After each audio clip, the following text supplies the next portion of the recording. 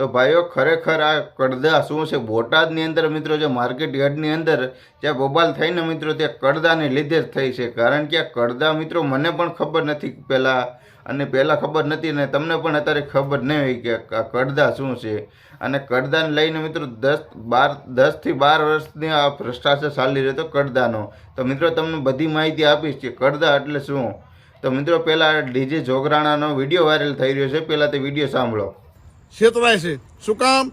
કે હરાજી થઈ જાય, હરાજી થયા પછી ભાવતાલ થઈ જાય, પછી જ્યાં ગોડાઉને જ્યાં માલ ખાલી કરવા કપાસ જાય ખેડૂત, ત્યાં તમારો કપાસ મોળો છે, તમારો કપાસમાં હવા છે, તમારા કપાસમાં આમ છે તેમ કરી અને મણે 80 થી 100 રૂપિયા કાપવામાં આવે છે, કડદા રૂપી. તો મિત્રો ખરેખર સાંભળ્યું ને તમે પણ, કારણ કે આ ડીપી જોગરાણા એમ કહી રહ્યા છે કે કડદા એટલે જે માર્કેટની અંદર જે હરાજી થઈ જાય અને ત્યારબાદ વજન થઈ જાય અને ત્યારબાદ જેને આપણો કપાસ કે અથવા કોઈ પણ પાક લીધો હોય અને ત્યાં એનું જે એડ હોય એની જગ્યા હોય ગોડાઉન, ત્યાં એને ઠલવા જવાનો ખેડૂતને. તો ત્યાં ઠલવા જાય એટલે તેની અંદર ખોટ કાઢે, એટલે કોઈ પણ વસ્તુ આમાં અંદર ખોળે, કપાસ હોય ગમે અન્ય પાક હોય તે પાકની અંદર ખોળે અને એને લાગે કે આ નુકસાન છે ને આમ છે ને તેમ છે, એવું કપાસની અંદર કે આ ડોસ્યું છે ને આ ભેજ લાગી ગયો છે ને એવું બધું કરીને 80 થી 100 રૂપિયા સુધીનું મને તોડ કરે છે.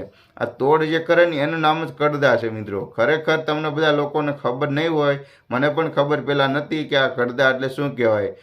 મને 70 થી 80 રૂપિયા સુધી તોડી નાખે એનું નામ કડદા. કારણ કે હરાજી થઈ જાય અને પછી વજન થઈ જાય અને ખેડૂતોને જ્યારે એને જગ્યા ઉપર ગોડાઉન પર ઠલવા જાય ત્યારે મિત્રો આ તોડ કરવામાં આવે છે. તો મિત્રો આટલો મોટો ભ્રષ્ટાચાર ચાલી રહ્યો છે.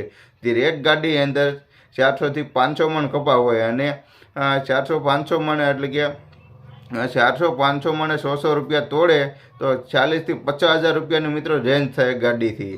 તો એક ગાડીથી 40-50 હજાર રૂપિયાનો ભ્રષ્ટાચાર કરી નાખે છે ખેડૂતો માથે. તો એવી તો મિત્રો બોટાદનું ગુજરાતનું મોટામાં મોટું વેડ છે. ત્યાં ઘણી બધી ગાડીઓ કપાની થતી છે, ઘણી બધી અન્ય પાકની પણ ભરાતી. બધી જગ્યાઓ ભ્રષ્ટાચાર થોડો ચાલતો છે. તો રોજનો લાખો રૂપિયાનો ભ્રષ્ટાચાર બહાર નીકળે છે. મિત્રો આને અટકાવવા માટે ખેડૂતોનું આ લાખોનું રોજનું નુકસાન થાય છે. અને અટકાવવા માટે રાજુભાઈ કરબડા મેદાનની અંદર આવ્યા છે અને સાથે બધા અન્ય પક્ષો પણ આવ્યા છે. અને સમગ્ર બોટાદનું નહીં પણ હવે આખા ગુજરાતનું મિત્રો ભવિષ્ય માટે રાજુભાઈ કરબડા, ગોપાલભાઈ ઇટાલિયન ઘણા બધા લોકો મિત્રો આવ્યા છે મેદાનની અંદર. તો બધા લોકો જેમ બને એમ સાથ સપોર્ટ આપો અને ખેડૂત ભાઈઓ જાગૃત થાવ અને જેમ બને એમ બોટાદની અંદર 12 તારીખની અંદર ગોપાલભાઈ ઇટાલિયા પણ આવવાના હતા. ત્યારબાદ બ્રિજરાજ સોલંકી પણ આપણે કોળી સમાજના સમ્રાટ આવવાના હતા. તે પણ બધા લોકો આવી રહ્યા છે. તો બધા લોકો ચાલો જેટલા પણ બને એટલા બધા ખેડૂતો